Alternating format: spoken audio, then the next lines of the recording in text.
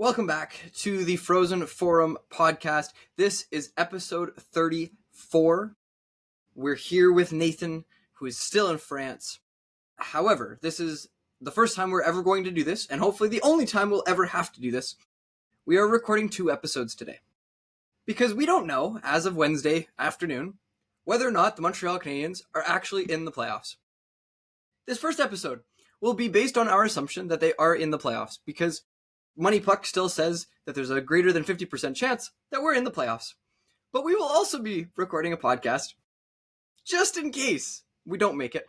And we'll post whichever one once we know the actual outcome of the standings. How does that sound, Nathan? Okay, that sounds good, but we're gonna have to. We are gonna have to do like 20 minutes each episode. That's all I have. That's fine. It was great. Short episodes. The actual meat and potatoes of what we want to talk about starts next week. Once we're in the playoffs, because we're going to be in the playoffs, because we either got a point against the Carolina Hurricanes, who are benching half of their team, right? Or the Columbus Blue Jackets fell at the last game of the season and did not win in regulation. That's really the 2 outcomes right now, right? That lead us into the playoffs, which to me makes me very nervous, but we've done it. If you're watching this episode, we have done it. We are in the playoffs. We are playing the Washington Capitals, who have locked up that number 1 seed in the conference. Nathan, I want to take this episode to go through what that matchup will look like and how we stack up against a very strong Washington team. That is going to be a dog of a matchup. I think it's very underrated. A lot of people think Washington is going to wipe they're just going to wipe the floor with us. That's what they assume. But look, the one thing Montreal is very good at is when we are underdogs, we perform at a very, very high level.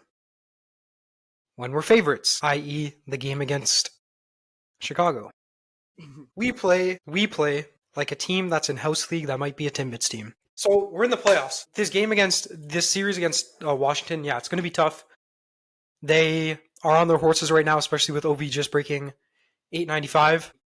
I mean, they lost to freaking Columbus twice. Make us any more nervous, about what's going to happen. To be honest, they benched half their team for 1 game. They rested them, right? And then the next game, they put everybody back in the roster, and we were going, oh, yes, they're coming in. They're going to destroy Columbus's hopes and dreams. Nope. I got no faith in this Washington team, man. I've been saying all season is once they get to that goal mark, what more is there to play for? Other than the Stanley Cup, obviously. You want a Stanley Cup. Every NHL player wants a Stanley Cup. But there's something bigger about OV breaking the record, right? There's something just driving the team forward. And that's where I think, you look at the Montreal Canadiens and they have something bigger, right? This has not ever been about the Stanley Cup. This has not ever been about even making the playoffs. This is about proving to the world that they're a legit NHL team right now that can perform well, that can beat good teams, right? That they're developing. All of these young guys, they're developing. That's what the Habs have for them. For Washington, you just went out and won the Eastern Conference, right? At the most points, you got OV's goal record's been, is the new record, right? What more do you have to play for? It's just the cup at that point, and it's not that much bigger than anything else for hockey, I know. And OV already has his cup. 18, he was going, 2018. Man, that guy was determined. But now, this year, you see it again. When he has that goal in mind, when it's right there, he gets it. That record for Gretzky, the cup in 2018. This year, the cup's still 4 series away. I could see them just falling apart. Absolutely. And even if they don't fall apart, we have to talk about how good some of our players are in the playoffs, right? Talk about Yoel Armia, how he becomes I don't know, he's been a complete useless player for the last, 5 seasons, 6 seasons, whatever he's been on the team for, except for that 2021 run, right? Which in the playoffs, he played a dominant form of hockey. He was physical. He was going into the corners. He was extracting pucks. He was dangling around people. We have players like that, right? That just kind of rise to the occasion. Now, you would hope that would be shown right now. Yeah. Yeah. But at the end of the day, there are a lot of other reasons why we've been losing games other than the actual players themselves. And so, and that's what we'll talk about in our second episode. In this first episode, though, we've made it somehow. I don't know if we've deserved it completely, but at the same time, can you really say that any other team deserved it that was fighting for it? Did the Rangers deserve it? No. Did Columbus deserve it?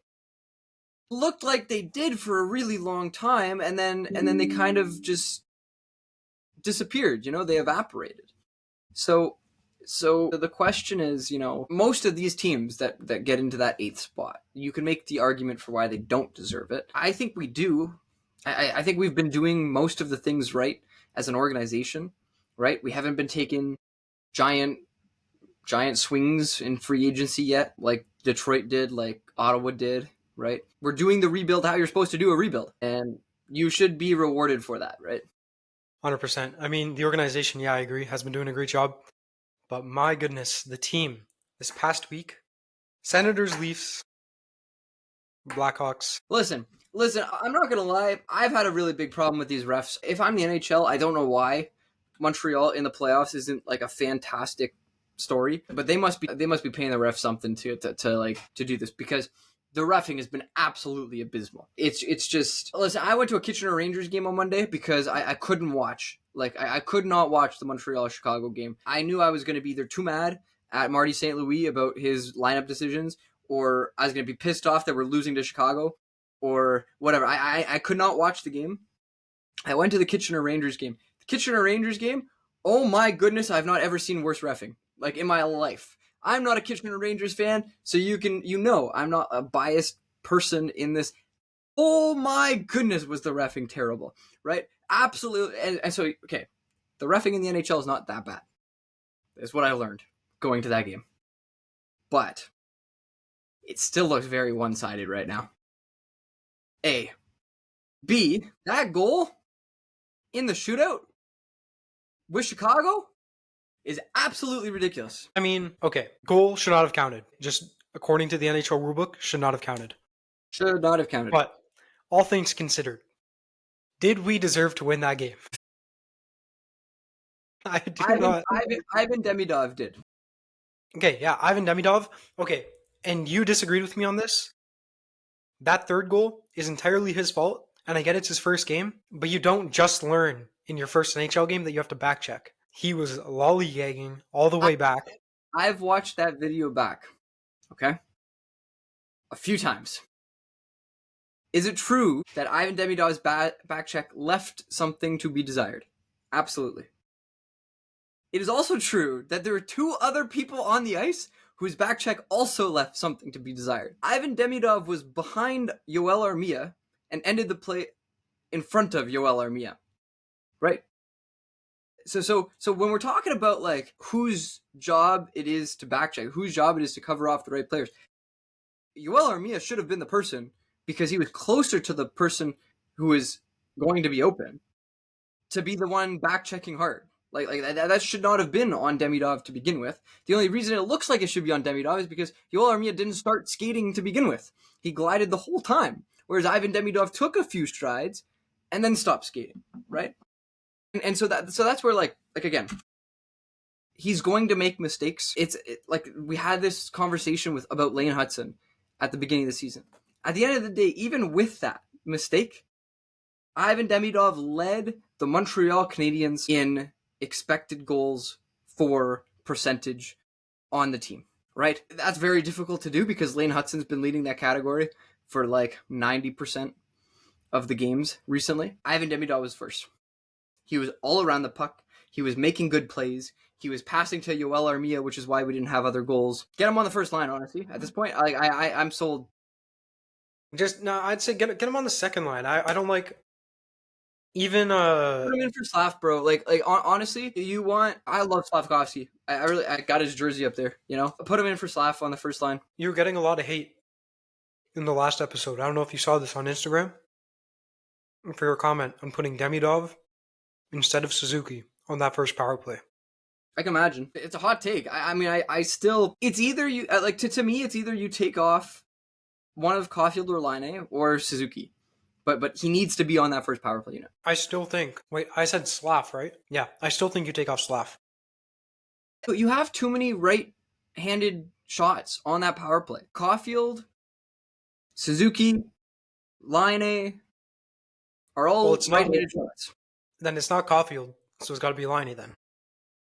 Is it not Caulfield? Who's got the more intimidating one-timer from that dot? Yeah, Liney. But So then it's Laine. Because this is what I'm saying. Like look at the Tampa Bay Lightning power play back in 2021, back in 2020, right? Whatever. You look at that power play. Why was that power play so dangerous? weapons all over the ice. It's because you had a guy at the point who could score. You had a guy on the right dot who could score. A guy on the left dot who could score. A guy in the bumper who could score. And somebody that was in front of the net that could tip pucks and deflect things and screen the goalie and every once in a while come outside and set up plays to the bumper, right? That's like the way that you make a good power play in the NHL is you create multiple threats. The reason the Montreal Canadiens power play was so bad so many years ago, right, was because Jonathan Drouin was on the power play and would never shoot, right? This is talked about a lot back then, right? Back when he was on the team. The reason the power play did not work is because defenders did not have to defend Jonathan Drouin. And so your whole idea of having like a man advantage is gone because now it's just 4v4, right? With this other guy who's going to pass to one of your four. You know? Like it's stupid, right? And that's why, like, again, I look at our power play right now, and the reason that we do not have the second or third best power play in the league right now is because we don't have anything shooting from the right dot. And we have two guys who really like shooting from the left dot. It's duplication, right? We're duplicating the work. Right now, if you want to tell me that Suzuki is better in the slot than Caulfield, okay, great. Keep Suzuki on the power play. Take Caulfield off the power play, right? Put him on 2.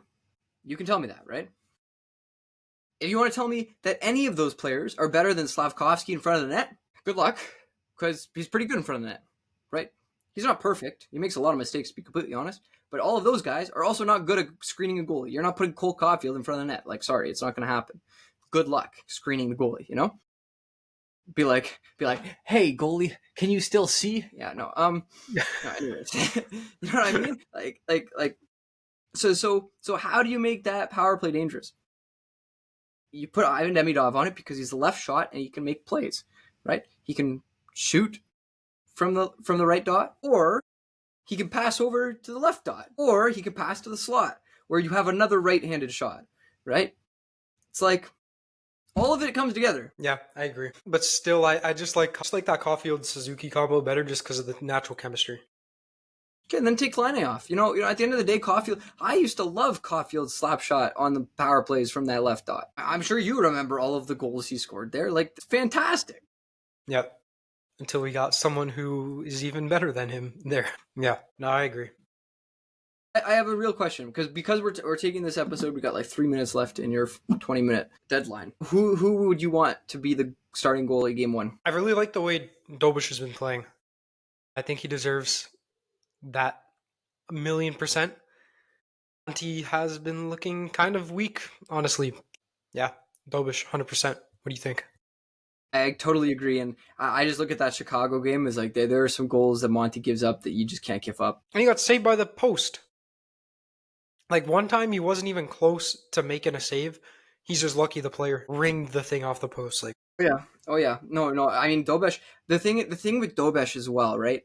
And this is where I really question whether Marty St. Louis is like the right coach for this team going forward. Is you need to be able to recognize this, right? Samuel Montembeault, yes, you've been trusting him with number 1 starter privileges. Dobesh, you have not given that chance. So you don't know if Dobesh can handle the workload.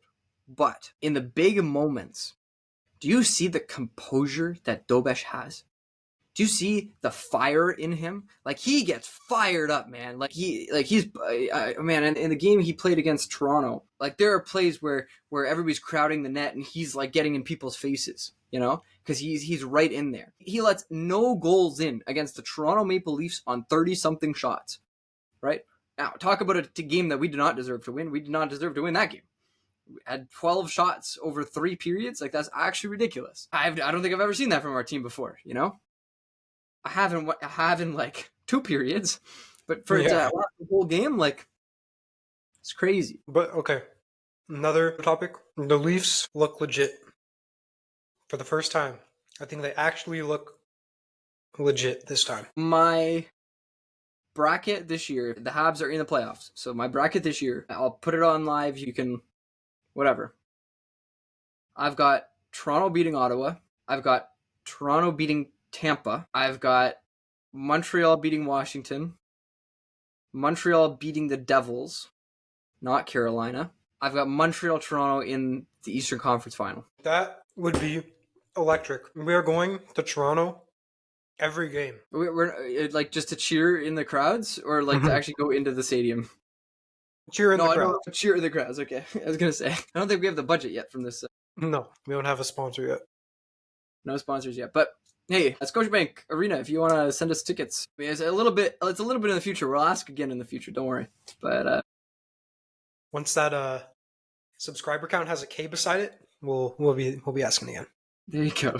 Anything else before we wrap this one up, Nathan? Habs in 5. Habs in 5. Caps, they're washed. Yeah, that's all I gotta say. Habs in 5, baby. Habs in 5, baby. There you go. All right. Is that it? Okay. Follow us on all platforms. Sorry. Yep. Follow us on all platforms. Appreciate you all. Thank you for listening this far. I know it was a shorter episode, but time to record another one. So, au revoir et bonsoir.